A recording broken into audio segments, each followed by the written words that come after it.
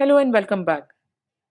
This is Trisha Jaktiani, and in this tutorial, I'm going to take you through another important DAX function, and that is the SUMX function. While we have not officially shown you the sum function in the DAX, it works exactly the same like your sum function in Excel, but there is also another function which is called as the SUMX function. Let's look at the difference between both the functions. So I'm going to quickly take you through the sum function and then show you how does the SUMX changes the way the sum function works. So let's understand what is the difference first of all. The sum function works exactly like how it works in Excel, gives you the sum of the range or that you have selected or sum of the data available in that range that you have selected, or rather the selected range. What is SumX then? SumX picks up the data from the table and it doesn't take up only the range. So you can pick up data from any column on in that table. So let's look at my example here, uh, which I have been using in all my example sheets here. So it becomes easier for you to understand what I'm doing here. I have the customer ID. The customer details are available in one of the sheets. The another sheet has the sales details where I have the sale price given to me. I will write this as sale price so it becomes easier for me to understand. This is the sale price and I have the quantity which is given to me. And then I have the profit and order ID mentioned here. Now, what if I want to identify the revenue? How will I do that?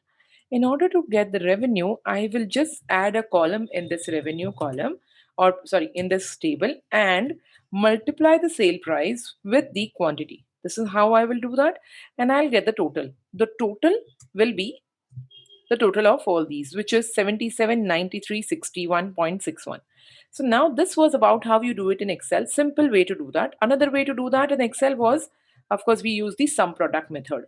So instead of using the when you're using the sum product method, you don't really go into each of the sheets. You just do a sum product and select both the arrays to perform your calculations, wherein each range, the first range of data will multiply with each of the rows in the second array and gives you the result. So this is the result of the revenue.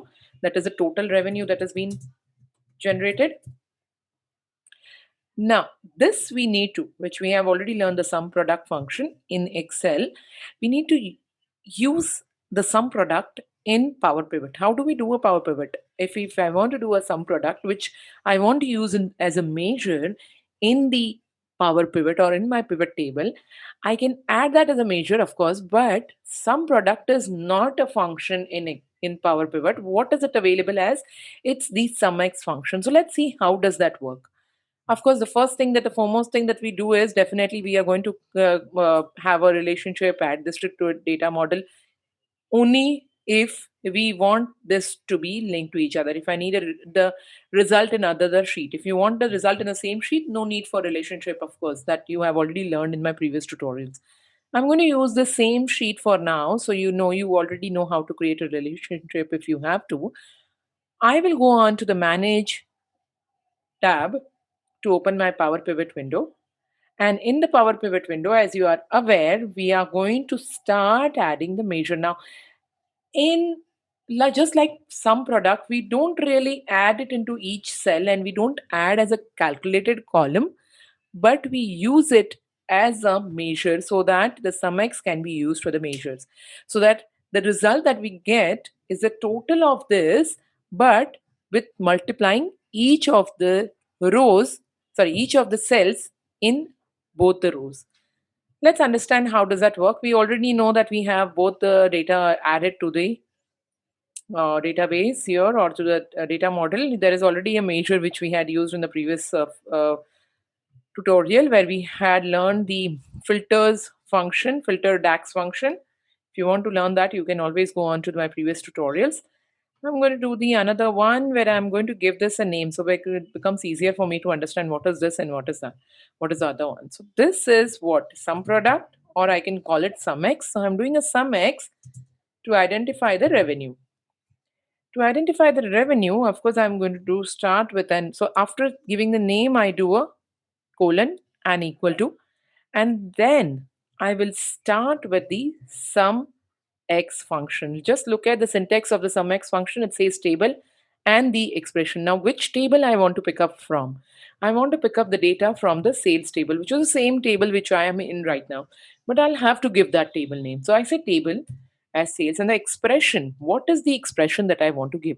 Now, expression is something where, just like we give a calculation in the filter function, here also we have to give a calculation and expression, wherein, because I'm saying sum x, I'm telling that take this sales as a table, and from the sales table the expression would be where sales of sale price that we have here. Okay, it's not yet been updated, so I will first need to update because we changed the name of the sales, right? So I just need to update it once and just do a refresh quickly so that it refreshes and give the name as sale price instead of just giving sale.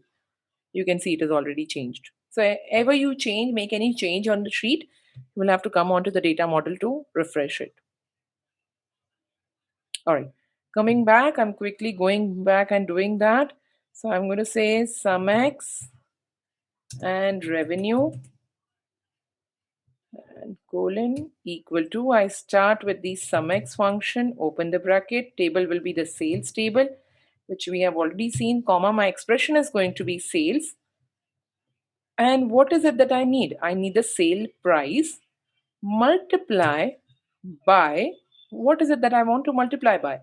Sales quantity. That means in the same table, I want to multiply it with the quantity. I close the bracket and enter. And let's see what do we get here. Do we get the total revenue? I'm going to increase the size of the row so that we are able to see this. Look at the number. Is it giving you the same number as what we had there? 779361.6. So what is it doing here? It is multiplying each of the cells. So it is multiplying 261 with 2, 14 with 2, 957 with 5. So each of the row is multiplied with the second array. Sorry, each of the cell in the first array is multiplied with this each of the row in the second array.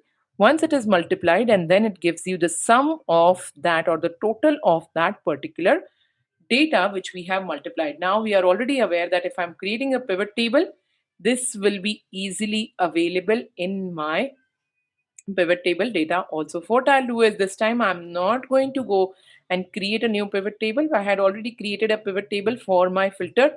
I'm going to refresh this and let's see if this is available, because I'm using the customer detail here. You can see the sum of revenue is already available. Isn't this simple to actually understand? So what I'm trying to do here, the filter of data, and here was the sum of revenue. So this is the total revenue that you have, that has been generated from the number of quantities sold for each of the price. Now if you change the revenue or the sale price and the quantity, it will automatically change the number in the sum x as well, or in your function as well. Now like I mentioned, I had not officially shown you what is a sum function, but I'm just going to quickly go through that also. This was about the sum x function. Now you know that what does a sum x function do? It does a sum, it does the role of a sum product in Excel. Sum function, what it will do, it will just give you a sum. So if I want to just show the sum function, so I can just do sum and I will call it revenue. It is not a revenue, I cannot, because I don't have a revenue here. So I'll say sale price. So it will just give me the total of the sale price. So what I'll do is, I'm going to do colon is equal to, and I'll say sum, and then pick up just the, look at the difference between the sum and the sum x. The sum x was asking for the table. However, if you look in the sum function, it is asking you for a column. Now this becomes very, very important to understand, to look at the syntax that you have. You are going to go into the sales table and look for that column, because your customer, or the customer detail table is also linked. That's the reason it is giving you that option also, but we don't need to pick up anything from there. I just need to pick up the sale price from the sales table. So I'm just going to do that. You can actually do it with a double click also. So not necessary you're going to type it all the time, but if you decide to just double click on the one that you need, you can always drag it down, go on to the place where you want the data to be picked up from, double click on that, and you can close the bracket. Third way to do that is go on to sale, like you just typed SA, you've come to the sale data, and you can go on to that using the up and the down arrow key. Go to that place which you want to uh, take as a column name or inside your bracket. Select that by using the up and down arrow key. Once you have selected that, press tab key from your keyboard. Once you've done that, you can close that. You can see that it is after pressing the tab key, it automatically picks up that name, full name, into the brackets. Close the bracket and enter.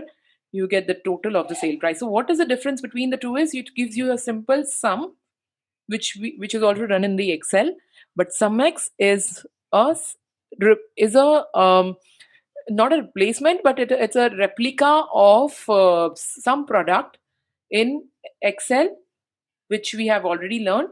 But in Power Pivot, SumX becomes some product becomes redundant because some product is not there, and that's the reason it has been replaced with the SumX function. Hope you found this tutorial useful. Keep watching for more of the DAX functions. Thank you.